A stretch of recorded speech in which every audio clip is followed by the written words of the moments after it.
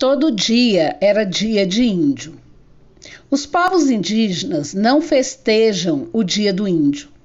Como diz a música de Jorge Ben, muito conhecida na voz da cantora Baby do Brasil, todo dia era dia de índio. Mas agora eles só têm o dia 19 de abril. Para os demais segmentos da população brasileira, vale aproveitar a data para reflexão. Até a chegada dos europeus ao Brasil, eram mais de 2 milhões de nativos, pertencentes a mais de 1.000 povos.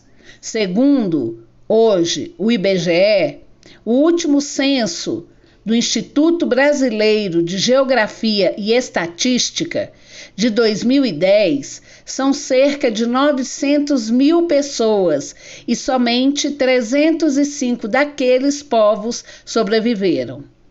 Desse total, somente 57%, aproximadamente, vivem em terras oficialmente reconhecidas como suas. Essa é, aliás, uma das principais dificuldades dos povos indígenas: demarcar suas terras para viver em paz. Demarcação de terras. Garantir a demarcação das terras indígenas deveria ser visto como pouco diante do que esse povo já tiveram no território brasileiro. No entanto, é uma disputa muito difícil, violenta e desigual, porque os detentores do capital e seus representantes nos 3 poderes não aceitam o direito dos povos nativos às suas terras. Na sua campanha ao Palácio do Planalto, Bolsonaro repetia que não demarcaria terra indígena nenhuma. Assim tem sido. Segundo a FUNAI, foram concluídos 440 processos de demarcação de terras indígenas no país até hoje.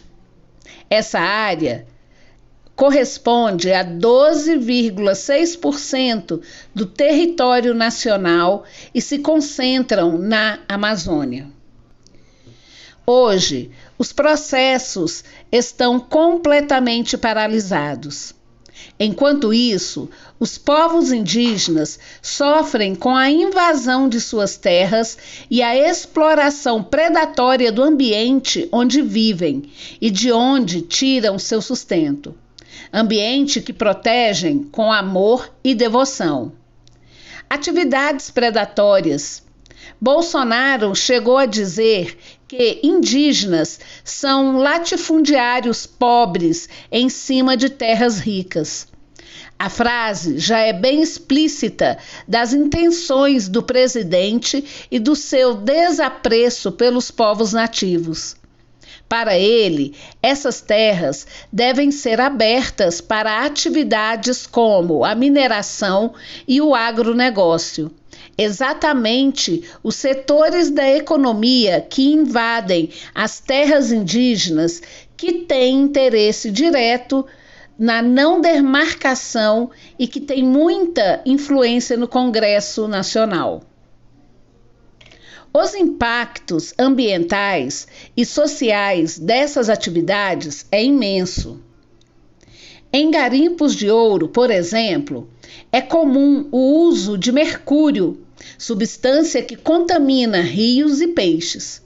Os danos ambientais causados pela agropecuária são conhecidos: desmatamentos, destruição de espécies animais e vegetais, erosão do solo.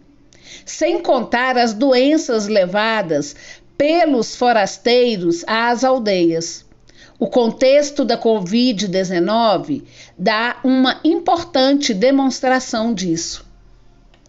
Para atender aos anseios dos grandes empresários desses setores ao assumir a presidência, Bolsonaro transferiu a Fundação Nacional do Índio, FUNAI, do Ministério da Justiça para o Ministério da Agricultura e retirou do órgão a atribuição de demarcar terras indígenas. Os indígenas protestaram e conseguiram fazer com que o Congresso revertesse essas decisões. Depois, Bolsonaro publicou uma nova medida provisória tentando, mais uma vez, retirar da FUNAI a atribuição de demarcar terras indígenas e foi impedido pelo Supremo Tribunal Federal, STF. Resistência e sobrevivência. Desde a invasão europeia, no final do século XV, calcula-se que tenham sido dizimados mais de 70 milhões de nativos dos povos originários das Américas. Estudiosos apontam que se trata do maior genocídio da história da humanidade. Foram mortes provocadas por massacres com armas de fogo, com a destruição de nações e comunidades, além das enfermidades, fome e escravização. A resistência desses povos é o que garante sua própria sobrevivência, bem como a preservação da sua história, sua cultura e do meio ambiente. Desde as revoltas do período pré-colonial e colonial brasileiro, como Revolta dos Tamoios em 1556 até 1567, e as guerras Guariatinica 1750 a 1756, até hoje em dia os povos nativos lutam para sobreviver, depois para viver com dignidade. Com espaço de transmissão, de conhecimento e de reflexão, é importante que a escola não reforce estereótipos, ao contrário, leve para as salas de aula a realidade tanto da história quanto do presente dos povos indígenas do Brasil. A lei que determina o ensino de história e cultura afro-brasileira e indígena nas escolas é uma ferramenta importante, produto justamente da luta e da resistência desses povos pela preservação de seu legado. O Simpro-DF conta com uma Secretaria de Raça e Sexualidade, que é composta pelas diretoras Márcia Gilda e Ana Cristina Machado e pelo diretor Cláudio Antunes.